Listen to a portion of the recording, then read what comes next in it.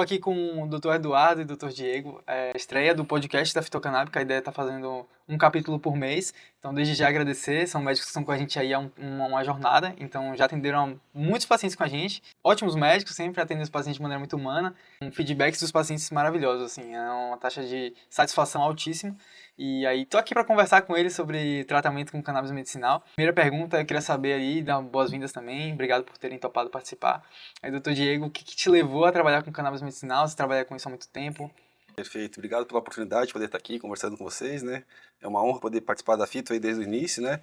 Foram 2 anos aí já de jornada juntos. E no início mesmo, né, o que me chamou a atenção foi porque durante a minha formação eu não tive nenhum contato, né, em relação ao sistema endocannabinoide, à própria prática, né, de prescrição de fitocannabinoides. E aí quando eu comecei a entender um pouquinho, vi que o mundo era, né, um mundo amplo, né, nesse tratamento e possibilidades muito grandes, né, de ajudar as pessoas. E foi onde ali que no primeiro contato que eu comecei a fazer os primeiros cursos, né, mudou a visão em relação a essa possibilidade, né, essa alternativa de tratamento mesmo. Entendi. E quando você fala alternativa de tratamento, qual a diferença dessa alternativa de tratamento para as outras alternativas de tratamento? Que você falou, pô, isso aqui é diferente, isso aqui faz sentido, vai impactar a vida de um paciente. De fato, o fato de ser proveniente da planta ali, né, da planta cannabis, né, que é uma alternativa mais segura, que tem efeitos colaterais bem mais tranquilos, e a longo prazo a gente vê a diferença mesmo no impacto da vida do paciente, né, que é uma coisa que só na prática mesmo pra gente observar. Você acha que, além de ser menos agressivo, então, porque você falou que tem menos efeito colateral, então, além de ser menos agressivo, ainda tem mais efeitos positivos? Dependendo do Dependendo do caso, caso. E exatamente. dependendo das medicações? Exatamente, tem que avaliar bem o paciente como um todo, né? O histórico dele é muito importante, as medicações que faz uso, né, contínuo, a queixa do paciente, né, os hábitos de vida. Então é importante de que o paciente entenda que a cannabis é uma alternativa terapêutica que vem para somar, né? E onde ela age no nosso corpo, não é apenas ela que influencia, né? Os nossos hábitos de vida também vão modular o nosso Muito legal. sistema endocannabinoide, né? A nossa Sim. alimentação, atividade física. Então isso de fato é importante trazer para o paciente, eu acho que toda essa noção, né? Que é uma Legal, soma. legal. Um feedback interessante, tá, que a gente vê na comunidade, às vezes as pessoas falam, até o próprio paciente já é educado falando, não foi só o tratamento, eu comecei a me alimentar melhor, eu comecei a fazer atividade física, Exatamente. então bem Às vezes o interessante. início do tratamento já estabiliza um pouco o quadro e é onde ele tem essa disposição de contribuir com esses novos hábitos, né? Então isso é importante também. Legal. E você atende pacientes das mais variadas condições também? Sim, acabo atendendo, né, como clínico geral e acabo atendendo várias idades, várias condições, né? Mas o foco principal é a ansiedade, dor crônica, o autismo tem sido bastante positivo, impactante, não só para o paciente, mas na família toda, né? Isso que é bem interessante. E dores crônicas também é algo que impacta bastante. Vamos adentrar nesses tópicos aí. Exato. Doutor Eduardo também está trabalhando com cannabis há bastante tempo. Já você tem uma medicina do esporte também, trabalha. O que te chamou assim, a atenção para trabalhar com a cannabis? O que puxou você para esse nicho? Legal. Primeiramente, gostaria de agradecer, né, a oportunidade de estar aqui também, falando com vocês, falando sobre cannabis, algo que tem trazido tanta qualidade de vida para os pacientes que a gente acompanha, né, fortalecer essa nossa relação, esse nosso vínculo aí na fitocanábica, que tá ajudando bastante gente, e isso tem deixado eu muito satisfeito e muito feliz. Como o Dr. Diego falou, na graduação, na grade curricular obrigatória, eu não tive nenhum contato, assim, nenhum não, assim, talvez na neurologia um pouco, mas tudo muito superficial. Eu tive a oportunidade de me vincular a um laboratório de neurociência, né, tudo de maneira extracurricular, onde a gente trabalhava com dor aguda, dor crônica, né, dor pós-operatória, inflamatória, neuropática, e o vínculo, né, dessas situações de dor, inflamação, com o sistema endocannabinoide. Fiquei vinculado a esse laboratório 5 anos durante a graduação, e lá, graças a essa experiência, me trouxe bastante contato, assim, com o sistema endocannabinoide. Me apaixonei, assim, por essa linha menos tradicional da medicina, né? Em que a gente, lá no laboratório, trabalhava com sucupira, trabalhava com protocolos de exercício, natação, tudo com camundongo pré-clínico, né? Esteira, biocerâmica, até meu TCC lá da graduação foi com biocerâmica, aquela propriedade de refletir ondas infravermelhas. Então, assim, sempre tive esse olhar diferente, assim, né? De sair um pouco daquelas medicações e tal. Eu tive uma experiência muito interessante na graduação, onde existia todo um planejamento para que a paciente suspendesse o uso do Rivotril. E isso era um consenso entre o médico, que era o meu professor psiquiatra, e a paciente. E um belo dia, no dia D, ela simplesmente chegou na consulta, preparada para isso, e ao, né, conversar, ela simplesmente levantou e foi embora.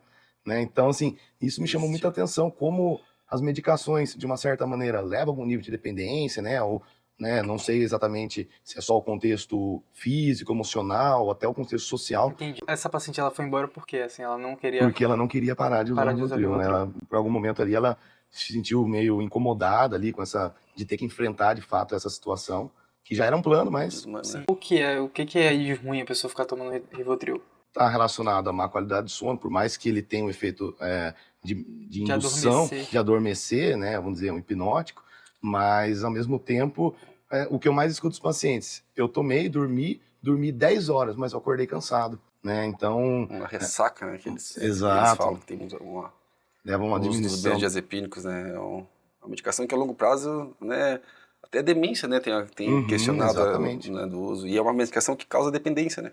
Sim, então a cannabis entra com uma alternativa muito mais natural e Positiva, saudável. mais segura, menos tóxica, né? E não tem o risco de ter depressão do sistema cardiorrespiratório, né? A cannabis não atua no tronco cerebral, né? Então, os benzodiazepínicos já pode ter uma depressão do tronco cerebral, né? Ainda mais quando o paciente aumenta a dose cada vez mais, né? Tanto que eles são usados na anestesia geral, nessas medicações. E o que acontece com o paciente que tem um problema, é o mais grave de tudo? O uso do benzodiazepínico, a longo prazo é a dependência, né? Que vai gerar ali, né? E esse aumento da dose acaba que vai dando esse prejuízo no outro dia, então vai impactando aí no dia a dia, né? Interessante isso, porque se você for parar pra pensar, um dos maiores medos das pessoas que querem iniciar um tratamento é o medo da dependência. Justamente. Porque as pessoas já fazem tratamento com outras coisas que trariam muito mais dependência. Exatamente. Interessante, né? É difícil atender pacientes, tipo assim, você tem uma agenda e aí chega 1 da tarde, um paciente com ansiedade, coisa boa, de leve, assim, e aí 2 da tarde você já vai atender uma criança com autismo nível mais alto. Como é que é isso, assim, na prática clínica atender pacientes tão diversos, assim? É um desafio, né? Realmente acaba que o foco são diferentes, né? Mas a gente tem que ir se adaptando, né? Entendendo, acho que quanto mais vínculo com o paciente, entendendo bem a história dele, a condição social, né? De família, tudo isso vai envolver, né? Muito no resultado. Então, acho que quanto mais você estar próximo do paciente, eu acho que é o que vai dar a diferença, né? E o acompanhamento, né? Sem dúvidas é a parte mais importante do tratamento com... Doutor Diego, a gente já sabe que então, que já tem ciência envolvida, já sabe que o tratamento com cannabis funciona, mas para você, qual é o tratamento com cannabis? Para que o tratamento funciona mais? Assim, tem algo que seja mais impactante assim? Eu acho muito interessante que a cannabis realmente, hoje ela é vista como uma medicação nova, né? Mas ao mesmo tempo é um tratamento muito antigo, né? O que está sendo interessante é que atualmente, né, principalmente nesse ano de 2025, teve a evidência científica está vindo junto, né? Então teve 2 estudos ali até brasileiros que saíram no ano passado, um para dor crônica, eles avaliaram 29 mulheres com dor crônica, 100% das mulheres tiveram melhor da dor. Teve o outro, né, que foi feito até na UNILA, lá na Universidade Latino-Americana. Esse mesmo. A Carol trabalha com a gente também, com microdose de THC, né, no benefício para a memória dos pacientes com doenças neurodegenerativas, né? Onde a gente já imaginou que o THC poderia ajudar na memória em doenças neurodegenerativas, né? Então, os casos que eu mais tenho êxito, assim, pacientes com ansiedade, dor crônica, o autismo ali também bem positivo. Então, insônia também, casos que acabam tendo bastante resposta positiva, chega a melhorar 80%, 90% do sono. E uma coisa interessante sobre insônia é que às vezes a gente pega um paciente de dor, a gente já viu esse relato várias vezes na comunidade. Paciente de dor começa o tratamento para dor e aí né? melhora a qualidade do sono. Aí fala, pessoal, ainda não melhorei da dor, mas estou dormindo ótimo. Eu vi isso várias vezes. Assim. Então, às vezes tá tomando para uma coisa, melhora outra coisa primeiro e depois vem ali atuar na dor. E aí, interessante, uma dúvida que eu tenho assim sobre ansiedade. É qualquer ansiedade que ajuda ou é mais para quando é uma coisa de ansiedade muito grave? Tipo assim, o paciente de ansiedade grave, ele tem tremedeira, às vezes, Pode ter crise, né, de ansiedade, né? Endurece, taquicardia. E aí, esse paciente que se beneficia ou qualquer paciente de qualquer grau de ansiedade? Assim, o que eu tenho visto é qualquer grau de ansiedade.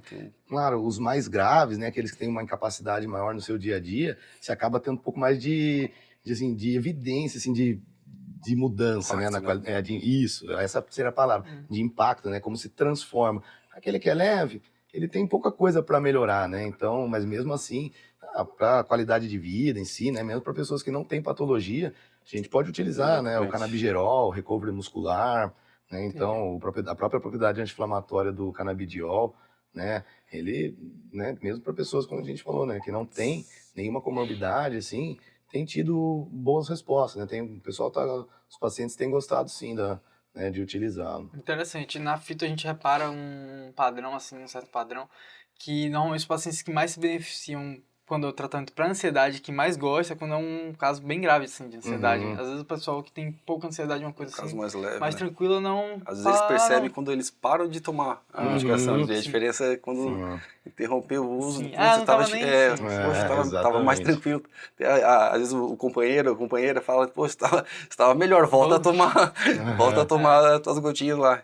Acontece bastante. Pode crer. E entrando aí nessa parte do autismo, você falou que tem bastante diferença. Assim, quais são essas diferenças, né? O que melhora na vida de uma criança, por exemplo, com autismo? O autismo, dependendo da condição ali, né, do paciente, ele tem uma dificuldade muitas vezes de socialização, tem pacientes que têm muita crise, tem muita agitação, tem uma ansiedade ali, né, junto, então, às vezes melhorando um pouquinho desse quadro de ansiedade, melhorando esses sintomas de agressividade, ele já tem uma autonomia melhor, a família já tem uma autonomia melhor, ele já tem um aproveitamento melhor das terapias, que são, né, o tratamento do autismo são as terapias, né, multidisciplinares ali, então esse aproveitamento que ele faz das terapias ali é onde ele consegue evoluir, né, então acho que é mais desse controle dos sintomas, né. Entendi, legal. Porque aí você reduz o sintoma e faz com que venham outros benefícios cresçam. Exatamente. Massa, legal. A gente já teve feedback de paciente com autismo de melhora muito grande em foco, comunicação social. Exato. Uma coisa que o Diego trouxe também aqui antes até de começar, quando estava na prévia, foi da melhoria de vida familiar. Né? Então, um impacto em toda a família. Então, você tem, às vezes, uma criança com condição de autismo, isso vai impactando a mãe, impacta o pai, porque dá mais trabalho, né? Muito mais trabalho. E aí, quando tem um benefício para a criança, acaba beneficiando toda essa rede de apoio também. Mas aí, então, a gente falou ansiedade, autismo, dor também, a gente vê também melhora muito grande na dor. Eduardo também. A dor crônica, eu acho que é o que eu tenho tido mais resposta assim, positiva, né? Porque a gente sabe que a dor crônica, né, a história natural dessa situação de saúde, ela vai inevitavelmente levar a estados de ansiedade, né? Será que no dia do batizado do meu neto eu vou ter condição de carregá-lo, vou ter dormido bem, que vai levando também um comprometimento, né? Não só pelo uso do opioide, que leva um comprometimento da qualidade do sono, mas também pelo próprio estado de dor crônica, chega à noite morrendo de dor, não consegue relaxar, não consegue dormir, né? Seja uma insônia de indução, de manutenção. Ontem mesmo eu atendi uma paciente que ela tinha despertares noturnos ao longo da madrugada, por espondilite anquilosante, e ela simplesmente não conseguia mais dormir. Então ela acordava 3h30, 4 horas da manhã, morrendo de dor, e isso acabava comprometendo toda a produtividade, né, toda a qualidade de vida. E ela, 28 anos, uma menina muito jovem, né? Então, assim, é difícil você ver a qualidade de vida, a produtividade sendo prejudicada por uma doença crônica, né, por uma dor crônica. E depois, ontem, né, no retorno foi bem legal, porque falou assim, olha, não acordo mais. Claro, não estou 100% sem dor, mas a dor está totalmente controlada e não me leva mais a nenhum tipo de comprometimento. Ela usava a bupropiona, também já não usa mais, né? Na verdade, está no desmame da bupropiona e ela já não usa mais a sertralina. Né? Então... Bem impactante. Bem impactante. É interessante, porque esse ponto também traz que a dor ela é uma coisa que ela chega e ela começa a abalar outros fatores da vida, né? Então, ela tem dor, ela não consegue dormir. Aí ela não consegue dormir, ela já fica mais cansada com dor. Pô, uma pessoa que vive cansada e com dor não vai viver mais feliz do que uma pessoa que tá... Exato. Autonomia, até os relacionamentos, tudo, vai limitar muito. Isolamento social, tem muitos pacientes que falam, olha, eu parei de sair, parei de me relacionar, né? Então, assim, eu acho que dentro, como eu falei, da história natural, a dor crônica vai levando a ansiedade, insônia, acho que o último estágio é a depressão, né? Porque ela começa a não querer mais fazer mais nada. Então, você chegar, às vezes, pacientes que estão há anos usando opioide, né? 10, 15 anos, e aí junto com ele vem Zolpidem, vem um benzodiazepínico, vem uma sertralina, e aí você recebe um paciente que usa anti-inflamatório, corticoide, diprospan a cada, 3 meses. Então, assim, você vê uma polifarmácia, muitas medicações.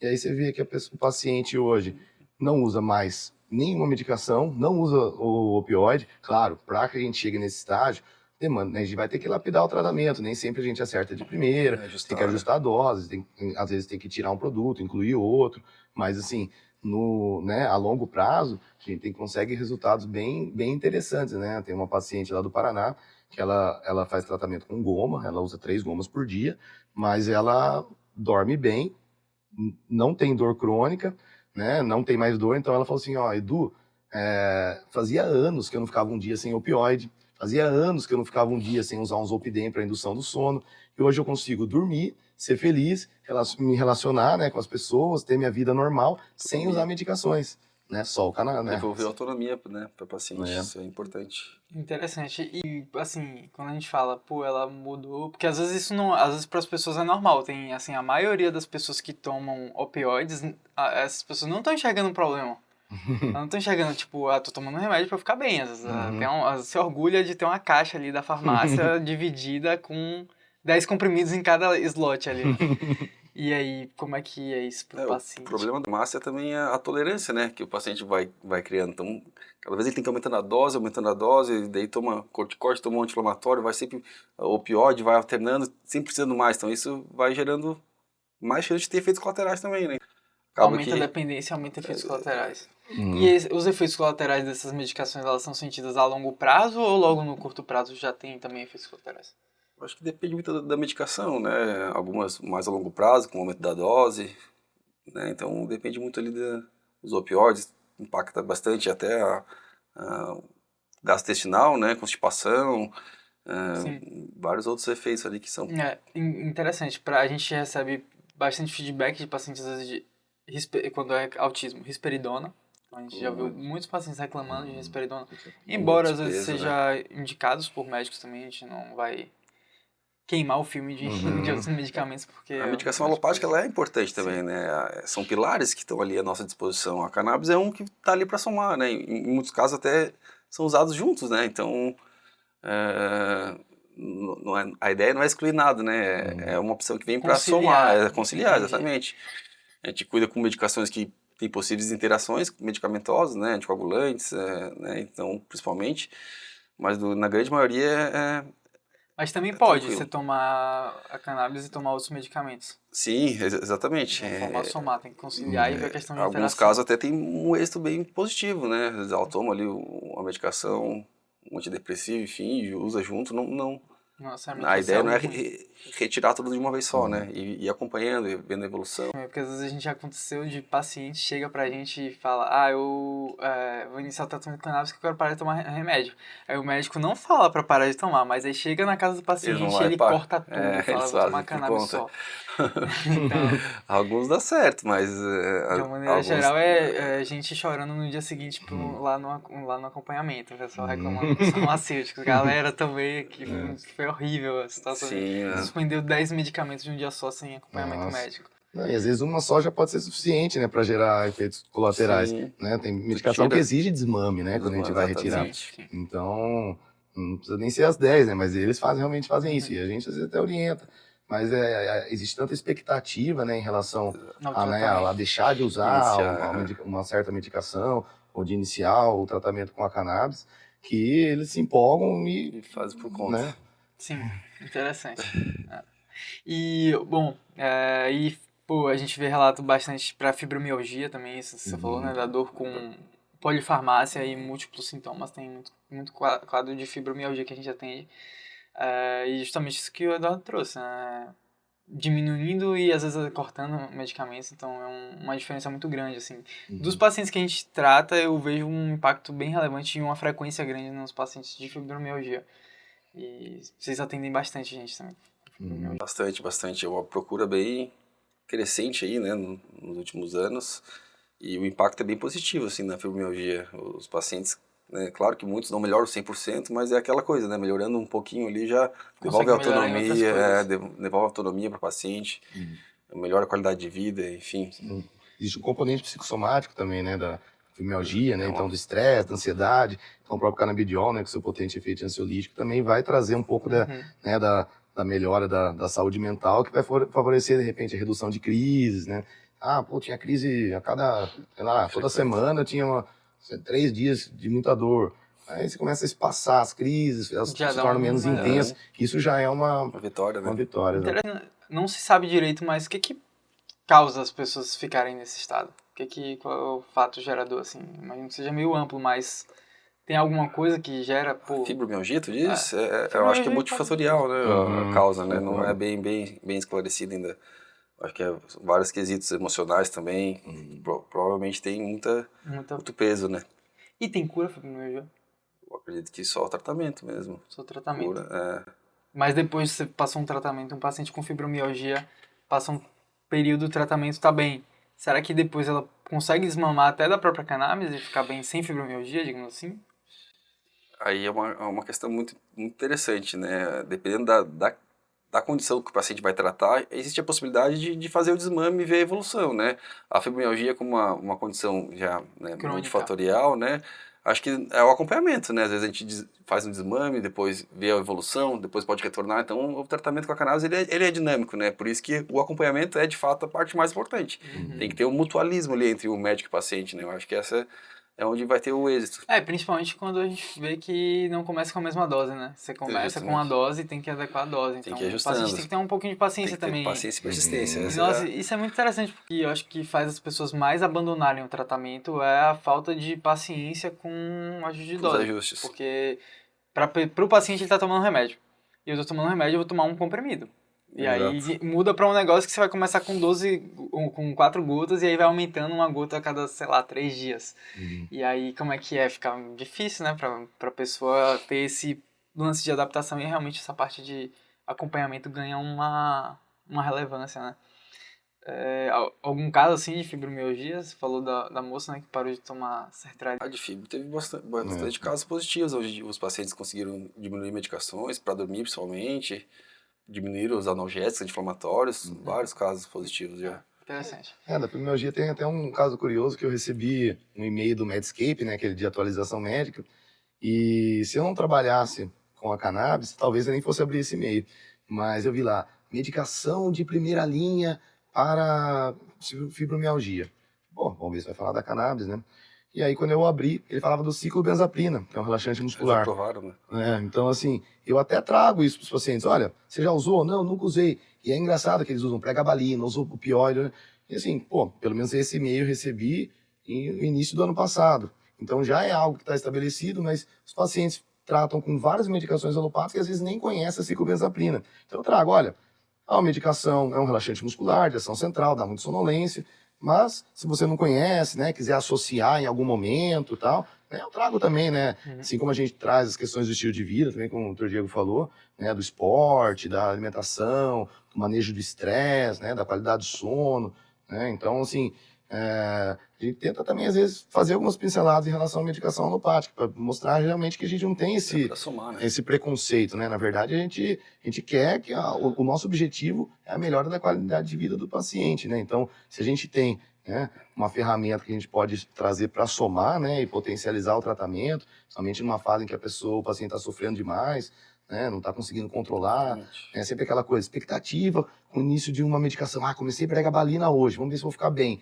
Aí, não fica. Então, esse ciclo de expectativa e frustração, a longo prazo, vai trazendo muito sofrimento para o paciente. Muitas vezes a gente recebe ele, assim, depois de vários ciclos, né, de tentativa, frustração, e a expectativa muitas vezes se dá porque ele conhece um amigo do trabalho, que, usou e ficou super bem. Então, sempre trago, olha, calma, a gente vai iniciar, como você falou, né, numa dose baixa, a gente não sabe qual é a sua sensibilidade, a sua tolerância aos componentes que a gente vai usar.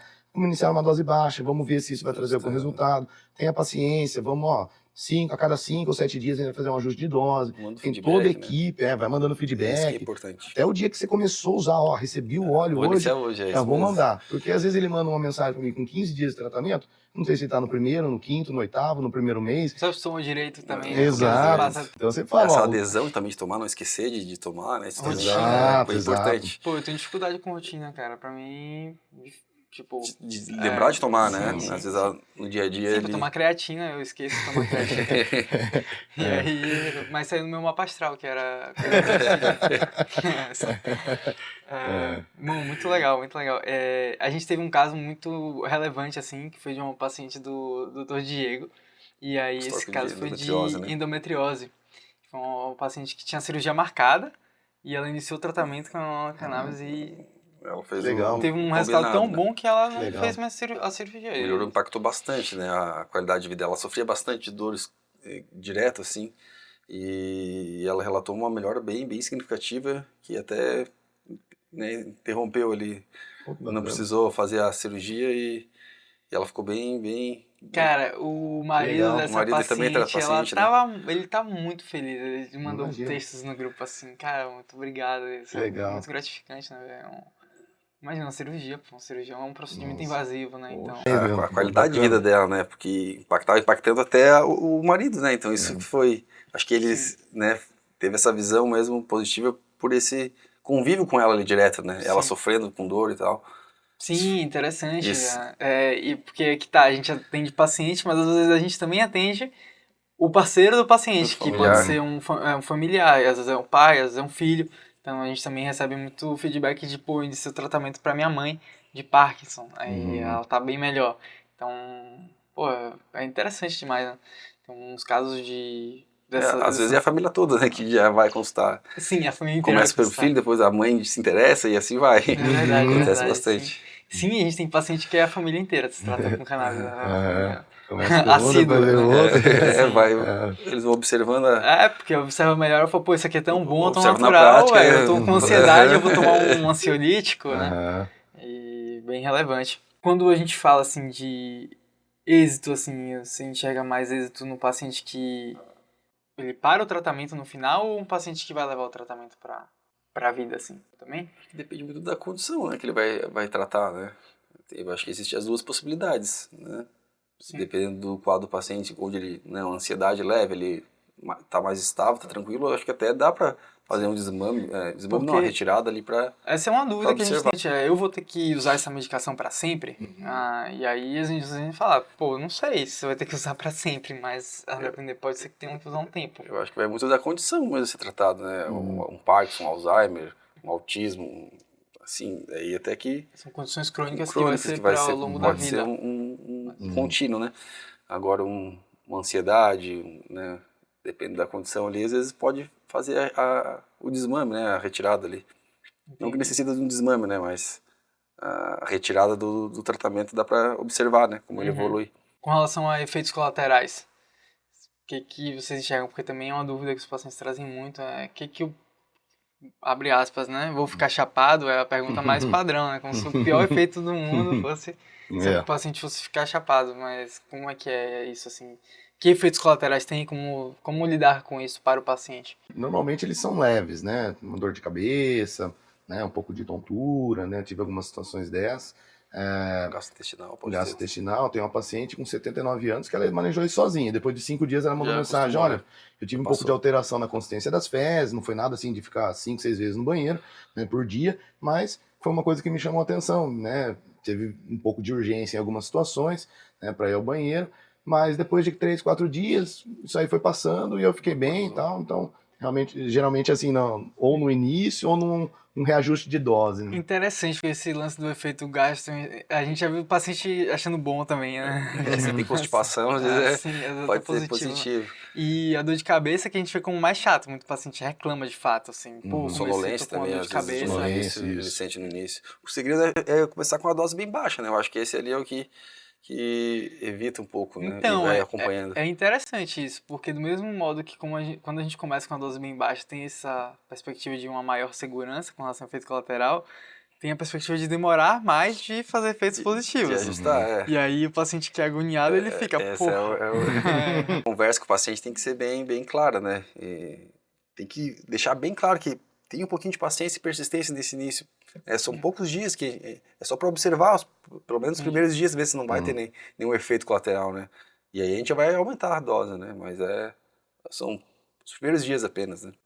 Boa. E quando a gente fala de individualização, a gente tem também na conversa, ó, você já teve contato com a cannabis? Exatamente. Pô, aquele paciente que já teve contato, que às vezes, né, fuma, enfim. Então a gente pode ser um pouquinho mais, vamos dizer, iniciar com uma dosezinha mais alta, né? A gente sabe que ele vai ter uma tolerância um pouco maior, né? Às vezes é paciente que já vem de outros locais ou já teve uma experiência prévia com óleo. Tratamento, né? Isso sim. dá um ajuste, né? Sim, essa parte do ajuste mesmo é bem interessante. Essa semana a gente teve uma moça que começou a trabalhar com a gente e aí o sobrinho dela tem autismo.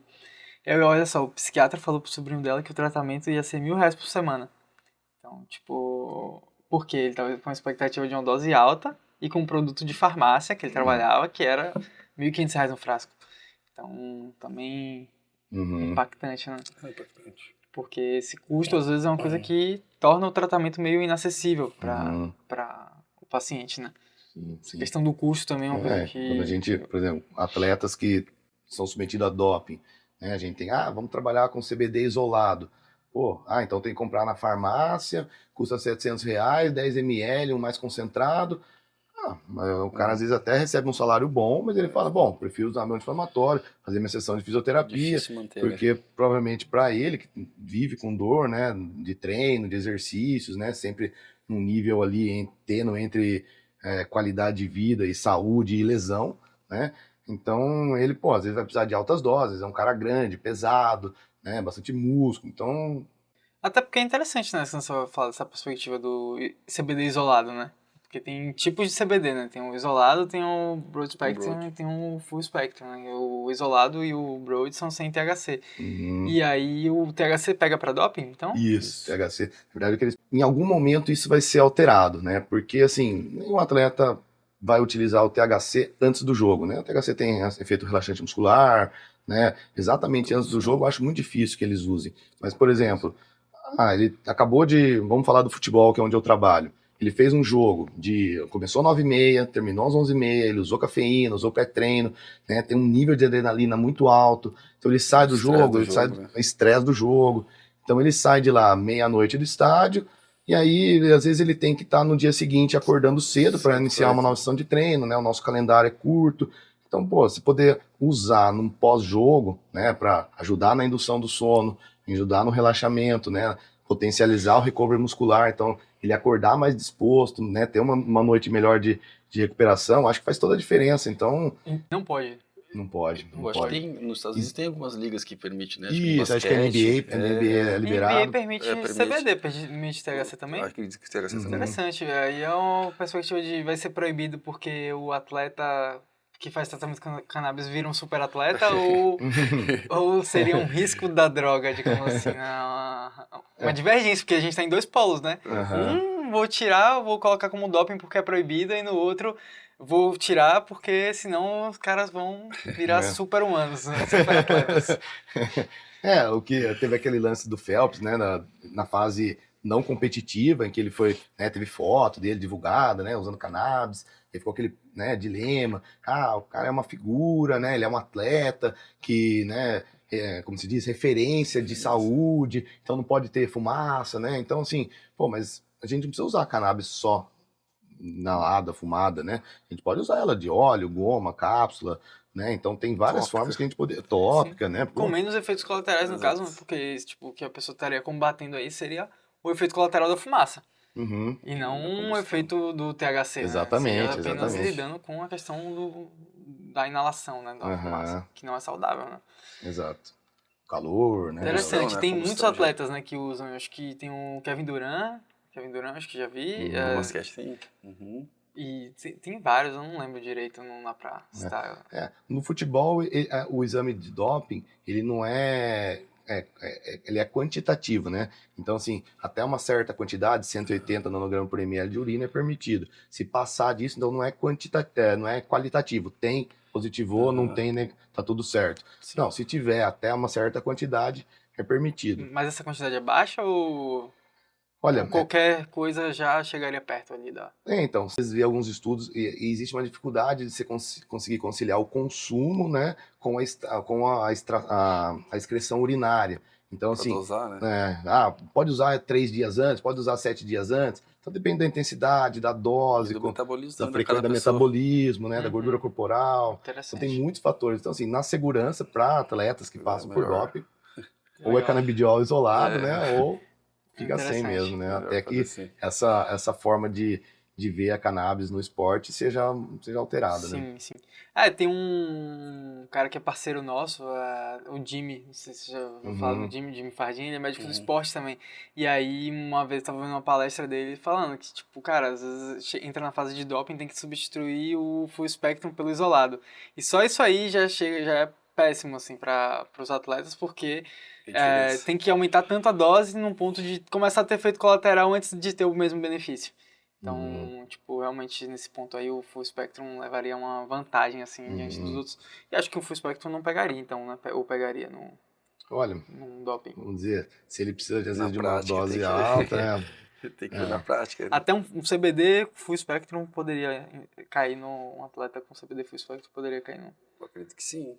Interessante. Eu prefiro, né, não arriscar, arriscar, não né? É, Por exemplo, o motorista atleta, também que passa imagina. por toxicológico. Sim, a gente já recebeu esse Pô, tipo de demanda. motorista toxicológico, o toxicológico dele não é diferente do atleta que fornece urina, né? Que a gente sabe que o tempo de positividade ali no teste vai ser menor. Agora, o pelo, o cabelo, ele fica até, para segurança, são 180 dias, né? Então, assim, são 6 meses. Para o cara que quer tratar, muitas vezes, se ele passa uma certa rotina por exames toxicológicos, fica muito complicado de fazer esse tratamento, né? Isso é um grande absurdo, né? Na verdade, quando a gente vai falar isso, se o motorista tomasse Zolpidem, ele não ia cair no toxicológico, e ele tá tomando THC pra melhorar a insônia dele, e aí... E talvez no dia seguinte ele tivesse menos reflexo, né? Com o Zolpidem, né? Talvez ele tenha menos reflexo, né? Esteja menos vigilante, né? E pode trazer um prejuízo muito maior à condutibilidade, né? do veículo do que a própria cannabis, mas... Sim. Então as leis sobre cannabis não são pensadas para o bem da população. Olha, eu acredito que sim, viu? A gente pode rever bastante coisa nesse sentido aí, viu? Acho que tem bastante coisa que precisa mudar. Sim, porque a gente tá falando de um tratamento de saúde para um motorista de caminhão, de ônibus.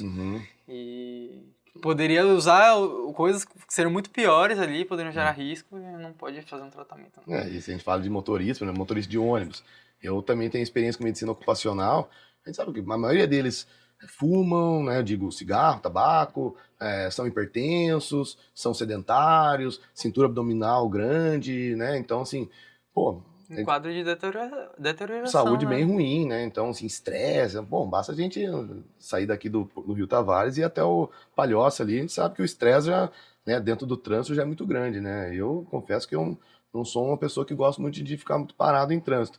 Agora Quem você imagina, gosta, né? né? Agora você imagina o cara que fica o dia inteiro lá, né? Tem que levar pessoas, às vezes o cara, vamos rápido, né? Não sei quais são as vivências que o cara tem ali no ônibus, né? Então... Agora eu vou até pensar 2 vezes antes de reclamar do motorista de ficar estressado no trânsito, né? Porra, o cara tá ali na maior pilha, né? E eu tô ali tranquilo, então... E se ele pudesse usar um óleo full espectro, né? Não teria nenhum nível de psicoatividade, né? Por isso que eu acho que essa diferença de o uso medicinal seria importante regulamentar, né? Eu acredito até que se você tem um respaldo ali para fazer o toxicológico lá da carteira, que agora tem a carteira normal, tá?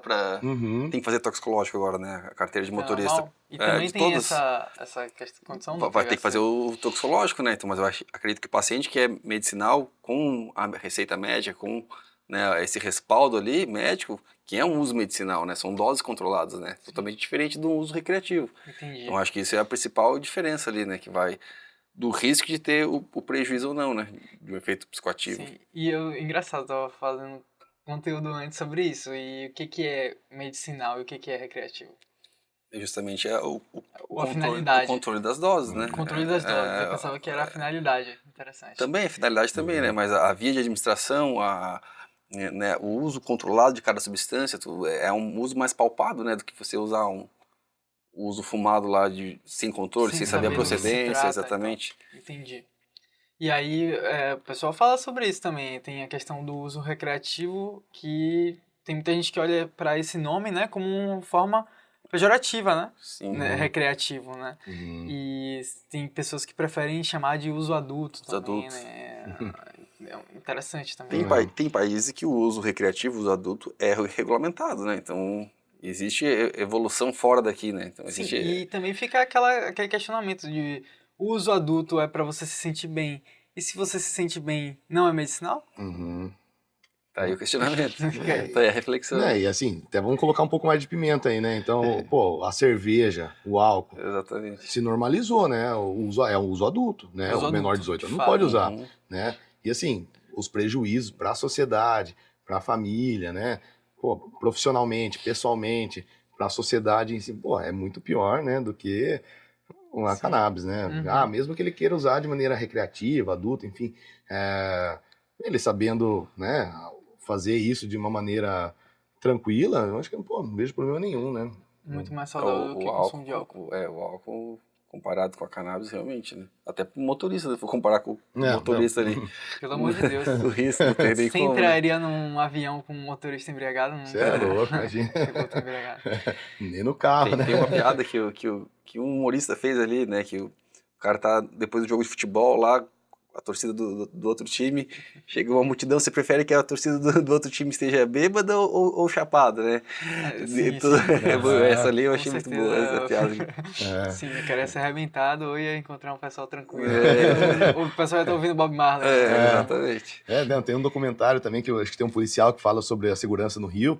E ele fala, ó, aquele bar que a gente sabe que, pô, o pessoal fica lá fumando cannabis e tal, não dá muito problema pra gente. Agora aquele outro bar, que a galera tá mais acelerada, pá, e Bebida. bebe pra caramba, pô, aquele bar ali sempre tem bastante Briga, problema. Confusão, né? muita briga. É. Verdade, faz sentido. Então, e aí, pessoal, uma coisa interessante, vocês falaram que foi sobre o uso de cannabis quando a pessoa é mais nova, né? E esse uso, de fato, ele não é saudável, né? Então, acho que já tem estudos que provam que a cannabis medicinal para pessoas de menos de 25 anos, ela é ruim, não é positivo. E esse ponto seria, inclusive, o contrário do que outro mito também seria porque ela estimula a produção de neurônio. Então, o pessoal fala que cannabis mata neurônio. E, na verdade, ela estimula a produção de neurônio. E isso antes dos 25 anos é ruim, porque você está meio que, abre aspas, forçando o seu corpo a produzir neurônio, enquanto que não seria necessário naquele momento. Então, mas aí vem o questionamento. O quanto que utilizar cannabis com menos de 25 anos é prejudicial para a saúde, visto que tem outras coisas que são muito prejudiciais para a saúde que as pessoas fazem com menos de 25 anos, alimentação, Uhum, álcool, tabaco, uhum. enfim. E aí, o quanto que é prejudicial isso de utilizar cannabis com menos de 25 anos? Eu acredito que mais a questão do mais voltado ao THC em altas doses, Em né? altas Eu acho que é doses. mais relacionado a isso, né? O canabidiol em si não tem risco, né? Não Mas traria é nenhum tipo mais de problema. esse posicionamento é mais o THC, principalmente, né, falando de altas doses, né? Que é aí que entra o uso recreativo dos adultos ali, que acaba sendo não tendo esse controle, né? Uhum. Mas que ainda assim chega também difícil a pessoa ter um problema, né? Ou não. Difícil ter um problema. Na grande maioria, eu acredito que não, né? Uhum. Outro ponto também relevante, que aí é sobre, mudando um pouco até, mas sobre gravidez. Hoje não tem muito estudo sobre gravidez e às vezes a gente recebe gente perguntando, e aí, tô grávida, pode iniciar um tratamento, não pode? Como que é isso pra vocês A enxergam isso? princípio, Eu não indico não não, né? indico Não é também. indicado. É. Não. Mas já tem estudo científico que ou é mais por uma questão de falta de Por conhecimento e falta estudo na de área? pesquisa ainda, É, não se Entendi. sabe, né? um comitê de O ética risco e aprovar alguma benefício. coisa que pode, de repente, trazer comprometimento Prejuízo. para a saúde fetal, da mãe, enfim. Então, realmente, o nível de pesquisa acaba ficando um pouco complicado, né? Mas Limitado. isso também se dá com outras medicações, né? Tem medicação, não pode com menos de 2 anos.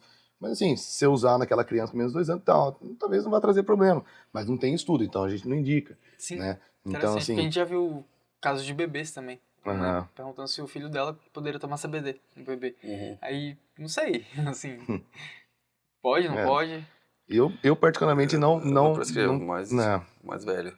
Sim. Uhum. Ontem mesmo também atendi um paciente de 89, que 89, que ele tinha muita agitação, acordava na madrugada com delírios, alucinações.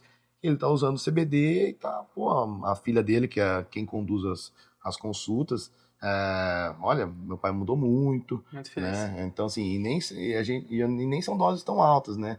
Mas que já fazem muita diferença, assim, né? Sim, Na, sim, em como sim. o paciente tá vivendo. É interessante. E aí, que tá, é uma dúvida também, às vezes, o filho do paciente com Alzheimer pergunta pra gente, né? Eu tenho essa dúvida sempre de o quanto que o meu pai pode melhorar com relação à questão do Alzheimer com esse tratamento, né? Como seria isso, né? Até onde vai a melhora? Vocês já viram de experiência, assim, em condições neurológicas, né? neurodegenerativas, né, no caso. É, Sim, eu sempre coloco, ó, a gente vai ter que ir avaliando. A gente não tem uma certeza, ele vai melhorar. Às vezes chega num estágio já avançado, né, do declínio cognitivo, olha, dificilmente ele vai voltar. Tem um que não caminha, tá em cadeira de roda. Olha, dificilmente ele vai voltar a ter uma vida como você gostaria que ele tivesse. Mas assim, se ele parar de inverter o ciclo sono-vigília, parar de dormir de dia e conseguir dormir de noite, né? Então, assim, tudo isso também vai trazendo comprometimentos, piora do quadro. Então, eu acho assim, a gente vai, né? A gente não enche os pacientes expectativas, né? No meu caso, assim, eu sempre trago, olha, a sua realidade do sua mãe hoje é assim, vamos iniciar o tratamento, vamos ver como é que ele vai ficando, vamos tentando ajustar a dose, né? Tem pacientes que conseguem estagnar a longo prazo, né, o declínio que vinha sendo mais acelerado, ok, né? Tem paciente que até em aqueles testes minimentam, apresenta algum tipo de melhora, né? Mas a gente não pode afirmar isso e falar, olha, vai melhorar, né? Então, Sim. a gente inicia o tratamento, né? É interessante, vai porque acompanhando. citou o estudo até da Unila, e da o microdose, professor da THC. Unila fez também estudo com o Parkinson, né? E Uhum. foi É a estudo melhora, de caso foi a do... melhora da memória nas doenças neurodegenerativas, né? Tanto o Alzheimer quanto o Parkinson. Mas aí que tá, essas questões neurodegenerativas, eu acredito que o objetivo mesmo é tentar, não vai tratar a doença em si, né? Vai amenizar muito os sintomas que acabam, que essas condições geram para o paciente, né? Agitação, irritabilidade, insônia, então, a ansiedade, então isso eu acho que é o principal foco, né? Igual ao autismo, não vai tratar o autismo em si, vai ajudar nesses sintomas que essa condição gera para o paciente e aí ele... Interessante, mas a gente também já viu casos de Alzheimer com resultados bem... Que houve melhora mesmo, assim, de fato. Não só Acho que foi até o estagnou, do Jimmy lá, um paciente dele, né? No vídeo lá do paciente com Alzheimer, que tem um vídeo do Jimmy que é acho que é bem... do paciente, né? Que que é teve uma melhora bem... impactante, né? Mas tem outros também, tem pacientes às vezes que lembram o nome da filho que não lembrava mais, então tem pacientes que tem... Pô, é bizarro, é uma Legal. diferença Parte muito cognitiva impactante. mesmo, né? Na própria parte cognitiva, não é com todos que acontece, mas também tem paciente que consegue dar passos para trás, assim, como... É aí que o incentivo para pesquisa é o que tem que ser feito, né? E o que está melhorando um pouco no Brasil aí, né? Agora tem várias universidades fazendo pesquisa aqui, isso é interessante, né? Facilitou Mas mais eu a acho parte que, de mas pesquisa. cronologicamente a gente avalia, é muito recente, né? Que está tendo esse incentivo, né? Sim. Poderia já Se estar muito você mais for olhar avançado. assim, tem um gráfico que é interessante, que é o volume de estudos e pesquisa de cannabis no decorrer dos anos. E aí, quando chega ali um pouco mais de 2000, com a regulação dos Estados Unidos, teve uma explosão absurda do volume de estudos e de ciência sendo O produzida. sistema endocannabinoide foi descoberto nos anos 80, 90, ali, né? 2000, Sim. então foi o Sim, divisor sim. de águas isso aí também, né? Sim, sim, bem interessante. E aí as outras medicações alopáticas não, né? As outras medicações alopáticas sendo estudadas desde 1900, né? Ali pra trás. E uma aberração, né? Porque cannabis está aí há muito tempo, né? Já está sendo Ela era estudada e usada não... como remédio antigamente, né? Sim, sim. A gente já Virou. falou também, né? Mais de 2000 anos, né? Já tem indícios, né, do uso medicinal da cannabis. Tem um documentário que eu gosto muito baseado em fatos raciais que explica um pouco também, né, de como isso surgiu nos Estados Unidos, na forma de demonizar, né? No caso, a proibição. Isso, A a criminalização, né? proibição, né? E a própria demonização da planta em si, né? Sim, que a gente vê impactos no dia de hoje, né? Então, hoje, quando a gente vai falar que um paciente com fibromialgia, ela chega para um médico, e o médico, de maneira geral, fora os prescritores, né? O médico desaconselha. Sim. O médico fala, ainda não, vai não. Isso melhorou aí, bastante, mas ainda tem muito preconceito. Tem. Cara, minha sogra de Caxias, pô, ela vai no médico, o médico fala, não, você não deve tomar isso aí não. Mas eu tô melhor, tô sentindo menos dor, tô dormindo melhor. Não, mas essa planta aí tava proibida aí, um dia desses era coisa de criminoso, né? Então, bizarro, os médicos realmente, assim, tem uma galera que tem uma mente muito fechada ainda, que já se tem um benefício ali, mas eu acho que tá muito ligado com desconhecimento, né? Falta de informação. Quem é muito apegado à questão da medicina baseada em evidência, né? Às vezes fica aquela coisa, né?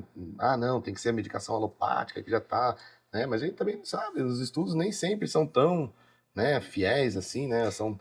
Né? Tem vieses muitas vezes, então a gente tem que sempre olhar também a qualidade do estudo, né? Mas realmente, assim, eu com uma certa frequência, assim, ó, eu fui no neurologista, eu fui no psiquiatra, ele pediu pra eu parar, pelo o que você acha? Eu falei, olha, tá te fazendo bem? Tá tendo efeito colateral? Não. Tá melhorando sua qualidade de vida? Olha, fica a seu critério. Na minha opinião, você poderia continuar normalmente, né? Não tô pedindo para você suspender a medicação que ele indicou, nada. Só tô falando assim, eu acho que dá para conciliar. E se você tá ficando bem, melhor do que antes do que você começou o tratamento, não vejo problema nenhum. O pessoal tá mais preocupado com a moral do que com a saúde do paciente, né? Uma Aham. pena. Interessante também esse aspecto, né? A proibição é meio cruel, né? Às vezes um monte de paciente poderia estar se beneficiando e não tá porque tem preconceito, porque acha que Historicamente, a cannabis, ela sofreu muito. sofreu, foi vítima da fake news, né? Maior vítima de fake news, né? É. Sim, é uma planta, nem fala nada. Né? E dos componentes, o THC eu acho que é o que é o Nossa, mais, né? É o que demonizado, né? figura como. Né, às vezes a gente tem uma certa dificuldade, sabe? Pô, você vai ficar bem, Sim. você vai sentir bem, vai ter sinais positivos com a gente colocar o THC, mas, putz, aí o paciente não quer, tem medo, tem receio, né?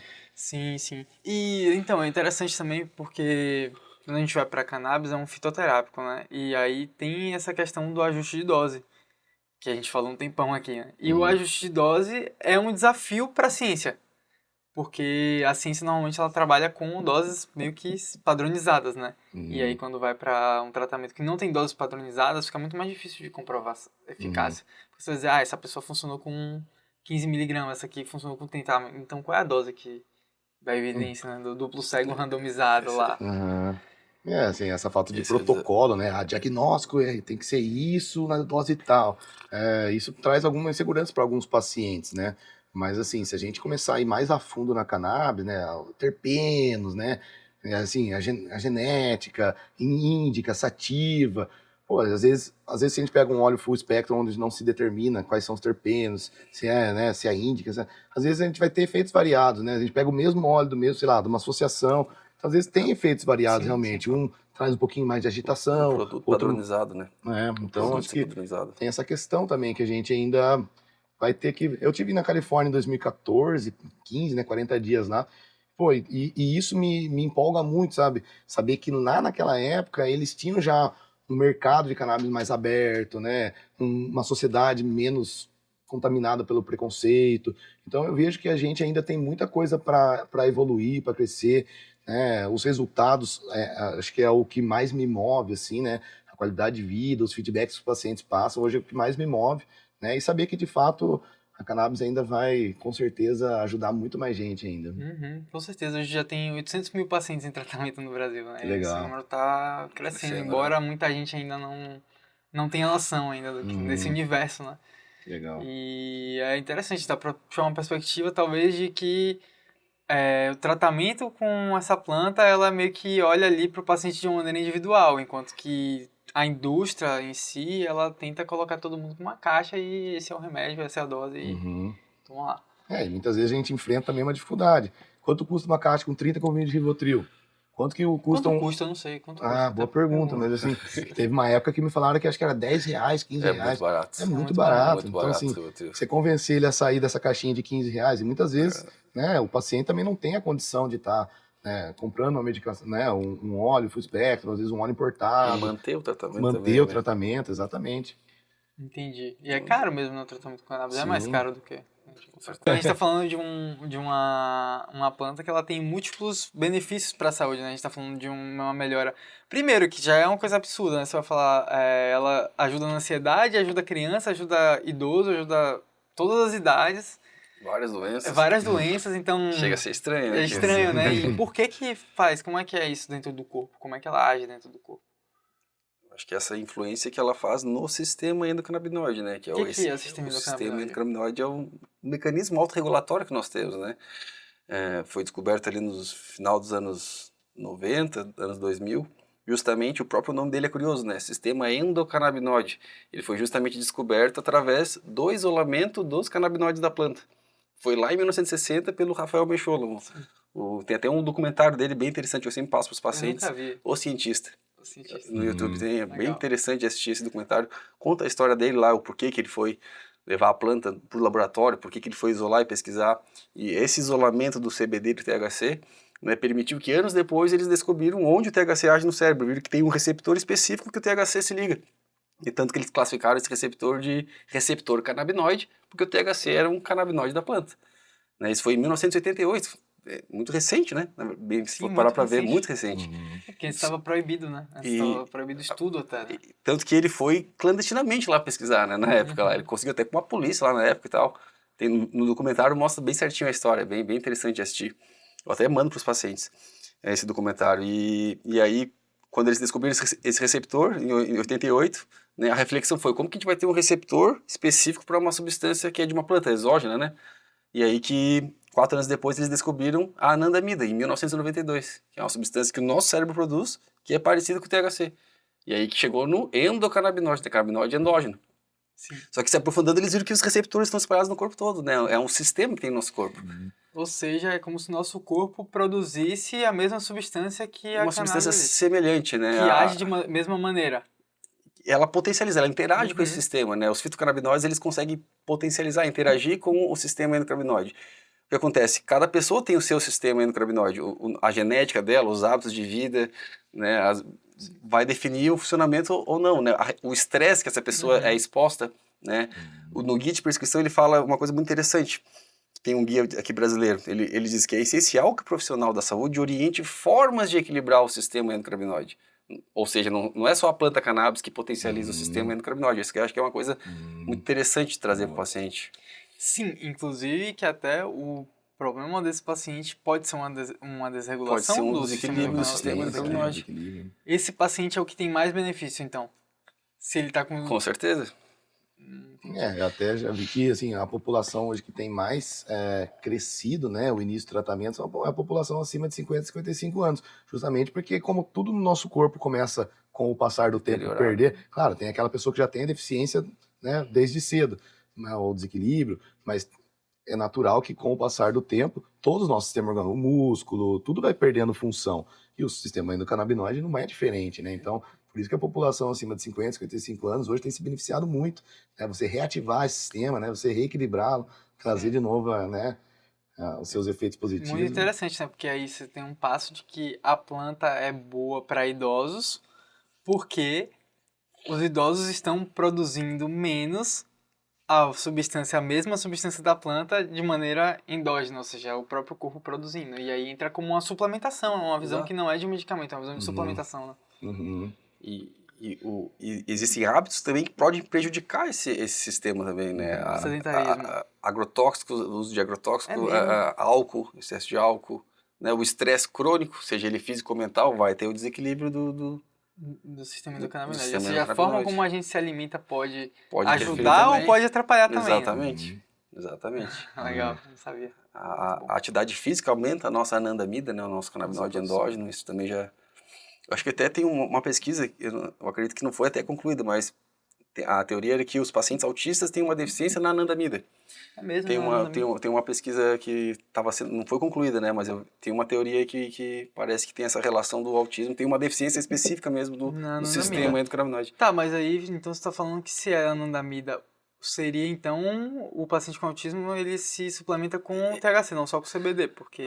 O CBD ele inibe a enzima que degrada a anandamida, né? É um dos mecanismos de ação, a FA. O entendi. CBD aumenta a nossa anandamida, ele aumenta o nosso canabinoide endógeno. Legal. Ele age Bom, Diego, indiretamente. Diretamente, né? Não como O THC age já direto no receptor, né? Fechadura. Uhum, entendi, por isso que eu fiz essa pergunta. Legal. Então esse é um detalhe bem importante. Uhum. E aí, então, por isso que o CBD também faz toda essa...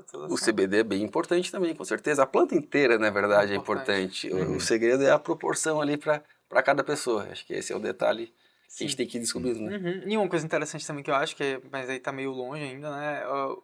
A gente não sabe, a ciência ainda não sabe o quanto que o sistema endocannabinoide influencia na vida das pessoas. Então, por exemplo, eu já ouvi teoria de que a fibromialgia, quando a gente falou que era de difícil diagnóstico, poderia ser uma desregulação, um desequilíbrio no sistema endocannabinoide, né?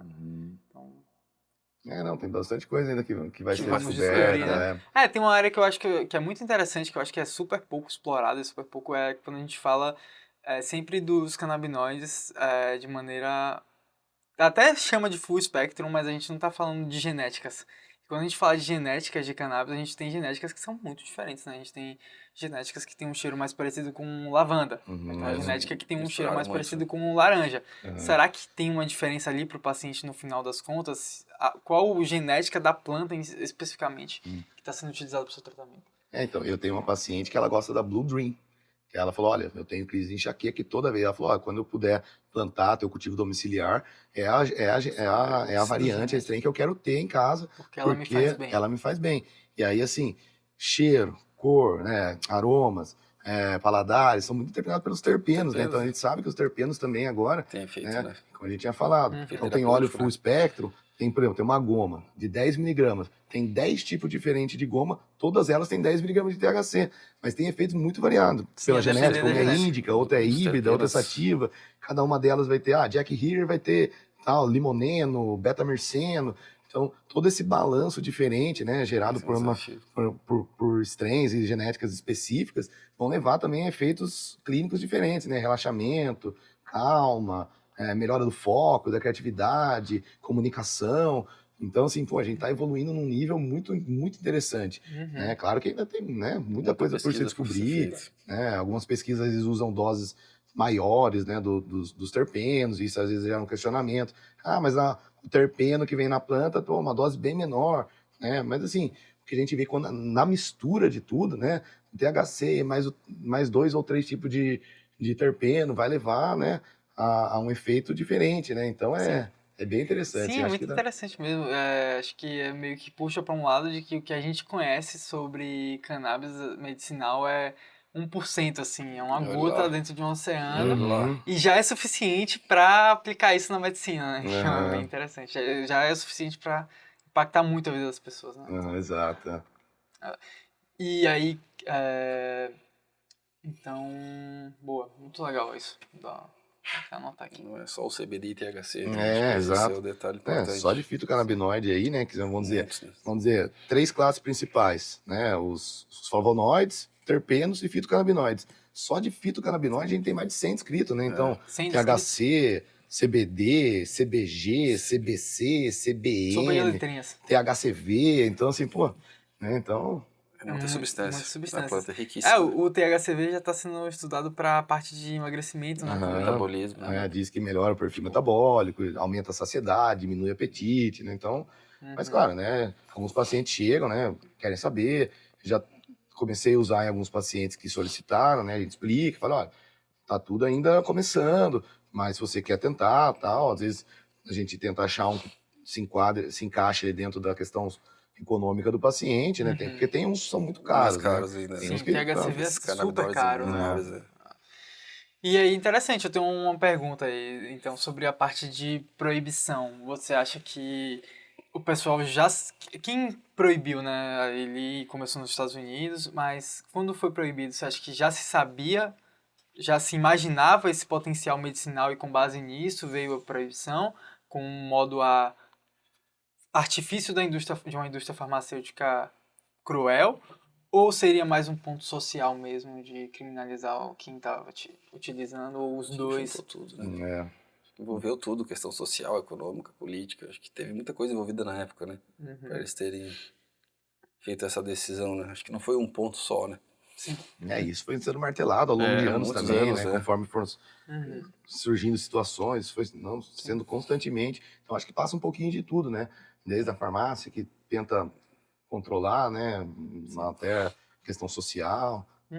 Hoje tem mais, de certa forma, até entre o público mais jovem, um pouco mais de consenso, mas entre o público mais velho ainda divide muito, né? Porque o pessoal foi, na juventude, minha mãe, nossa senhora, minha mãe era uma sacada, o pessoal da idade dela. Eu tô com 40, mas assim, às vezes eu atendo paciente que tem 22 anos, você pergunta, você consome cannabis? Então, doutor, eu não queria te falar, achei que você nem ia querer me tratar se eu fumasse e tal. Eu fumo, mas eu trabalho. Então, assim, você vê que assim, até a população mais jovem ainda tem esse preconceito. Enraizado, né? Eu fumo, mas é depois do trabalho, depois que eu, né, pra descansar, pra tirar o estresse. Então, não, calma, eu só preciso saber se você já teve esse contato, essa experiência prévia, na hora de montar a posologia, né, a gente poder trabalhar isso de uma maneira mais tranquila, né? Sim, porque todo mundo fica preconceituoso, né? Não é só quem tem preconceito assumidamente, quem é contra, quem é a favor também tem preconceito. Tá arraigado, expor, né? Sim. Mas isso aí é uma visão preconceituosa de uma pessoa a favor, né? De certa forma. Exato. Interessante. Exato.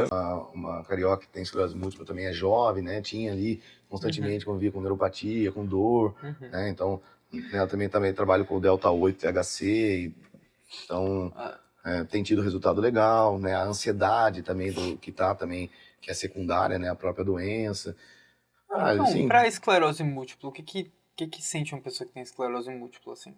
É uma doença neurodegenerativa, né? Qual é a parte pior, assim? O que faz isso? tem déficits motores, né? Tem sensibilidade, né? Aí as questões secundárias, insônia, né? A ansiedade que vai gerando com o diagnóstico, né? Mas ela vai progredindo, né? A questão da sensibilidade, como eu digo. E aí o óleo ajuda na questão da esclerose de que forma, assim? Quais são os benefícios do óleo para esclerose? Como um controle da inflamação, né? Que também faz parte da doença, né? Então você, né, tem aqueles ciclos, né? De agudização, agudização, fica mais calma, daqui a pouco volta, né? Então esse ciclo também, às vezes, a gente consegue aumentar o tempo com que as crises voltam a aparecer, melhora da dor, né? Então as próprias questões secundárias, a ansiedade, né? Tudo isso a gente consegue né, equilibrar com a cannabis. Muito bom, muito bom. Então, um ótimo remédio para pessoas com esclerose múltipla. Tem um amigo meu, cara, fiquei muito chateado, muito triste, assim. Chateado não, porque não tem coisa que não dá pra fazer. Mas um amigo meu estudou comigo da minha sala, foi diagnosticado com esclerose múltipla. Então, tem esse lance do diagnóstico cedo, né? De esclerose. Vamos dizer, tecnicamente, é aquele processo de ataque à mielina, né? Que vamos dizer, é como se fosse a capinha do fio de cobre ali, aquela capinha colorida que acaba acelerando o processo de transmissão do impulso nervoso, né? Entendi. E o efeito do óleo que ajuda mais nisso seria o efeito neuroprotetor ou estaria mais linkado com esses outros benefícios de melhorar a ansiedade, melhorar sono, seria... Acho que de uma maneira geral, assim, né, se melhorando também as consequências da doença, né, a ansiedade, a insônia, né, a dor, né, acho que já é um ponto positivo. E também você trazer essa modulação, né, desse próprio ataque do nosso corpo a algo que é inerente a nós, né, então, né, claro que também a gente tem que ir ajustando, vai com o tempo, né, como eu falei, às vezes vai ter crises, então talvez aquela dose que vinha bem, até essa paciente fala, no calor, a dor sempre quando começa a ficar inverno, fica mais tranquilo. Tem coisa que eu, de fato, assim, também não sei nem explicar exatamente. Por que o calor é pior? Por que no frio ela fica melhor? Talvez, que nem o gelo, tira um pouco a dor, talvez seja isso, Interessante. Né? Então... Com relação à escolha, assim, de opção para tratamento, né? A gente sabe que o paciente acaba que tem acesso a hoje, né, com a internet, ele tem acesso a muitas marcas, assim, né? Que muitas empresas, né, promovem tratamento. E, de uma maneira geral, às vezes até empresas estão dispostas ali a ganhar um paciente, né? Querem ganhar um paciente. E tem consultas hoje via chat, né? A gente já vê algumas empresas fornecendo consulta via chat. O que vocês pensam sobre isso, assim? Dá para atender um paciente no chat? Como é que é? É uma questão complexa, né? Eu acho que para acompanhamento até pode ser possível, né? Para um ajuste ali de dose, mas acho que para a primeira consulta ali, eu prefiro fazer a videochamada. Eu acho mais interessante, né? Abordar de uma forma mais eu acho que próxima, tudo vai aumentando o vínculo, né? Eu acho que o vínculo entre nós e o paciente é muito importante, né? Enquanto comercial, acho uma coisa assim. Quanto mais a gente conseguir vincular e trazer segurança, né? E ter adesão até do tratamento, né? Exatamente. Sim. Às vezes o paciente ele só quer a prescrição, né? E a empresa, exatamente. de fato, só quer que vender a prescrição. E aí acaba que não tem depois um vínculo, que você falou, não tem um benefício. A chance de ter falha é muito maior, né? Não dá certo tratamento e a culpa é da planta, né? Depois a culpa é do médico, né? Mas o remédio não funciona, né? Sim. Mas é interessante, porque existe um movimento mesmo disso, né? E as pessoas, elas acabam que aceitam isso e abraçam isso porque é baratear custo, né? E a gente tem hoje uma situação de um país que não é um país rico, né? De uma maneira geral, as pessoas não estão sobrando dinheiro. Então é quando você vem com uma alternativa de uma consulta via chat que custa, sei lá, R$30, R$50, acaba sendo chamativo, mas por outro lado pode ser que não seja também a melhor alternativa, né? É difícil a gente, né?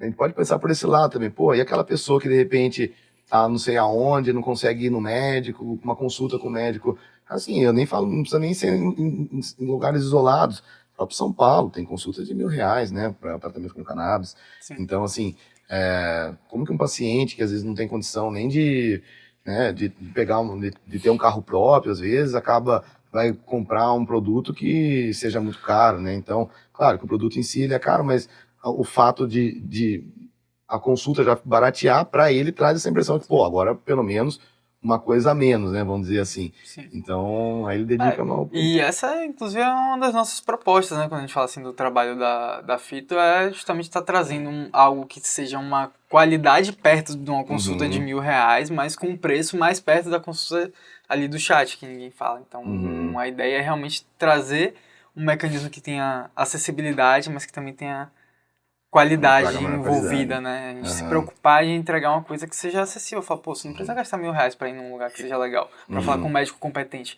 Porque também, às vezes, a gente agrega muito esse lance do preço à qualidade. Tipo, pô, se eu pagar R$ 1.000, o médico vai ser muito melhor. Não tem nada a ver. Às vezes, a gente teve já um parceiro, não tá nome assim, mas teve um parceiro que era um neuro.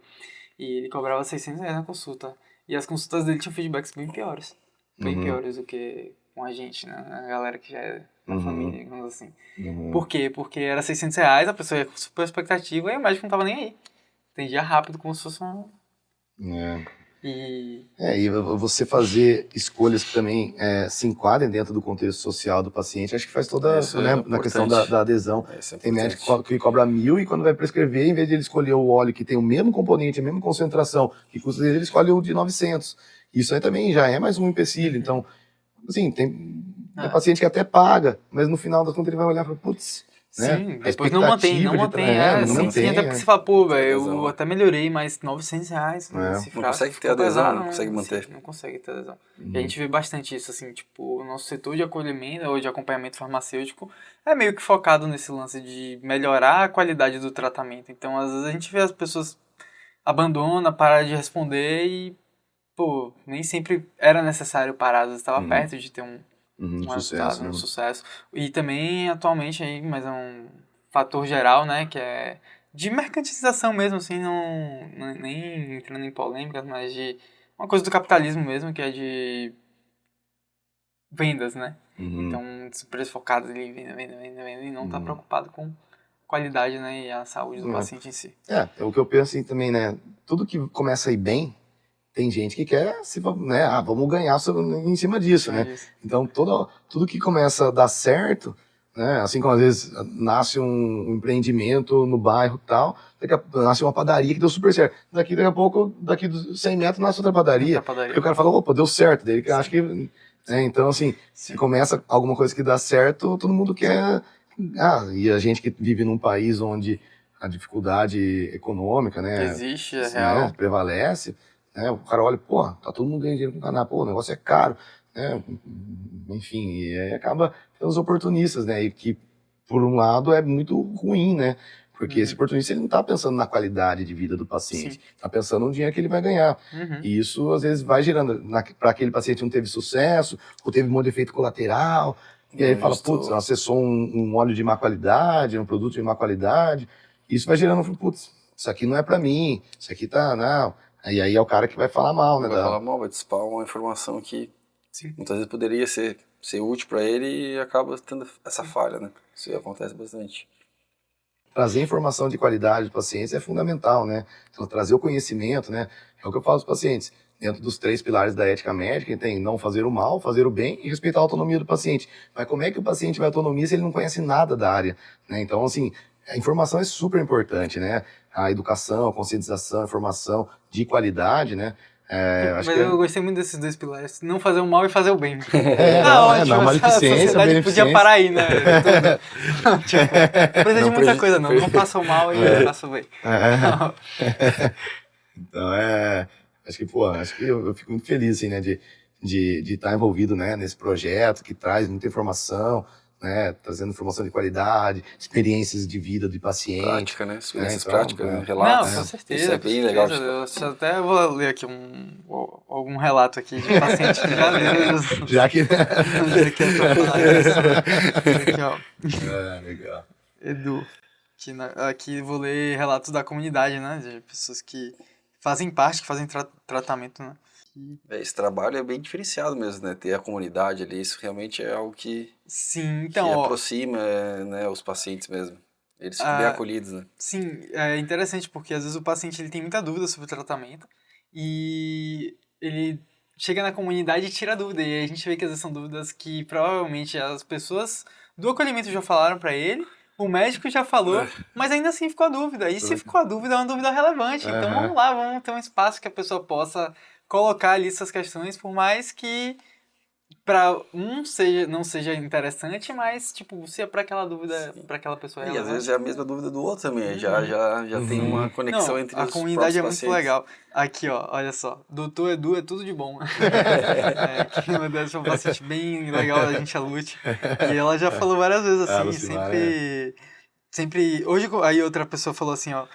Primeiro, né, ela respondeu isso, que a outra pessoa falou. Hoje eu conversei muito com o Dr. Edu e um amor de pessoa, tem me ajudado muito. Então, esse Legal. lance do vínculo com o Aham. médico De é estar disponível, fundamental. né, no acolhimento, quando a pessoa está sofrendo, né? Sempre enfatizo. Escutar, Olha, né? nem sempre a gente pode responder, né, todo mundo que manda mensagem e tal, mas, pô, a gente tem uma equipe muito qualificada, preparada para, né, para te ouvir, para te receber, te orientar. Então, usufrua, né, dessa estrutura e, obviamente, sim, que sempre que eu puder responder, estar presente, eu também vou me fazer presente, vou mandar uma mensagem, às vezes eu mando um áudio, né, mando uma resposta, Legal. mando escrito e tal. Mas é difícil, né? A gente tá presente sempre, mas é De muito uma legal maneira quando a gente geral, sim. pode, né? E a gente vê que faz realmente diferença, né? Pro paciente, né? Sim, cara, assim, às vezes as pessoas, elas não estão acostumadas muito a serem bem tratadas. E aí, Uhum. pô, o médico trata bem a pessoa, já é um divisor de águas. Cara, eu fui num ortopedista, tinha uma lesão no joelho, fui no ortopedista aqui e o cara não quis olhar meu joelho. Mas sabe, isso aqui não sou eu. O cara falou, você teve o quê? Ah, eu tive tal coisa, tá doendo aqui. Aí ele, não, faço o exame. Eu falei, pô, brother, meu joelho aqui, ó, tá doendo, cara. Tá estralando. Não, vai fazer o exame e depois você Depois fala nós comigo. Não vou comer, não. É. Aí eu fiquei 2 minutos na sala, peguei a receita do É. exame e falei, cara, que saco, brother. Queria ser bem atendido. Aham. Então isso faz muita diferença, assim, pro paciente.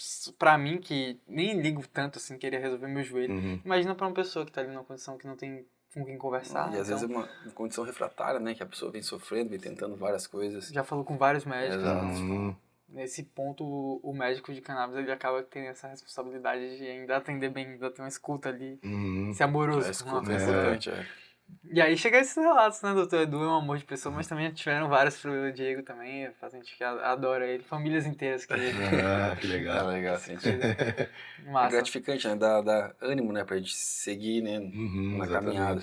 Uhum. Isso é bom. Sim, tenho certeza que estão fazendo muita diferença assim na vida das pessoas. Cara, Ah, que legal. bizarro.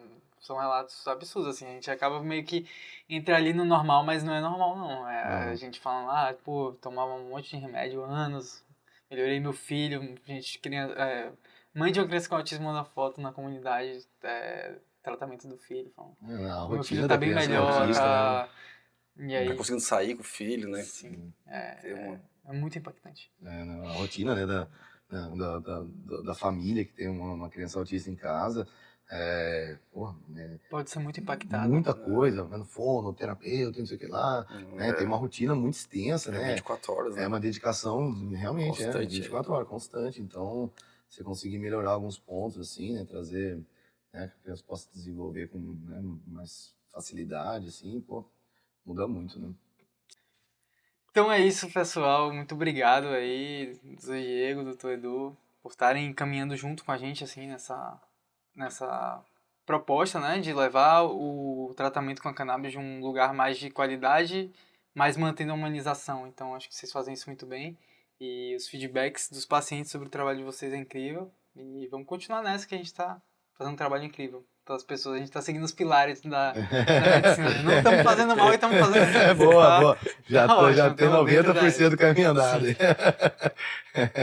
Legal. valeu demais, gente. Não, obrigado, A gente viu? agradece aí a oportunidade. A oportunidade de estar aqui, né? Tamo Fortalecendo, junto. como a gente falou, fortalecendo esse vínculo, Esse vínculo. né? Da Fisiocanab, que tem trazido, feito tão bem para os pacientes, né? Então, é muito bom, né? Muito bom falar Trabalho, não sobre vou isso. nem dizer que é a 4 mãos, é um trabalho de muitas mãos. Tem uma Muitas, galera muitas. que está ali envolvida também na parte, então também agradecer a equipe da Fito que chega junto demais, então todo mundo ali, o pessoal muito competente, muito dedicado, mano. As pessoas hoje estão se dedicando pra valer, assim, né? Hoje a gente recebe, acho que, 3.000 pessoas no WhatsApp por mês. E, então, tipo, é muito trabalho para conscientizar e educar as pessoas para que elas cheguem também para esse médico minimamente instruídas, assim, a gente sabe que ali dentro de uma dinâmica do WhatsApp a gente tenta instruir o máximo, mas ainda assim, nem sempre o paciente vai chegar lá já na consulta entendendo tudo sobre o tratamento. E aí também depois da consulta vem o processo também de facilitar ali o acesso ao medicamento, né? Porque tem documentos, tem coisas que precisam ser sanadas, burocráticas para a pessoa fazer o tratamento.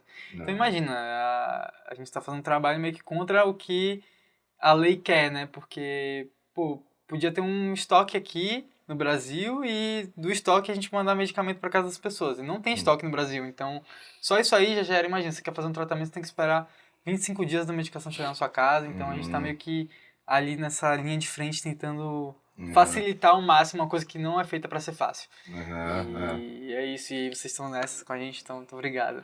Agradeço você que ficou com a gente até aqui, se informando, se conscientizando, e que se você tiver interesse, pode compartilhar isso com outras pessoas, deixa o seu like, e foi uma honra ter você aqui com a gente até agora. Valeu, um abraço e um bom tratamento se você for paciente, se não, uma boa vida.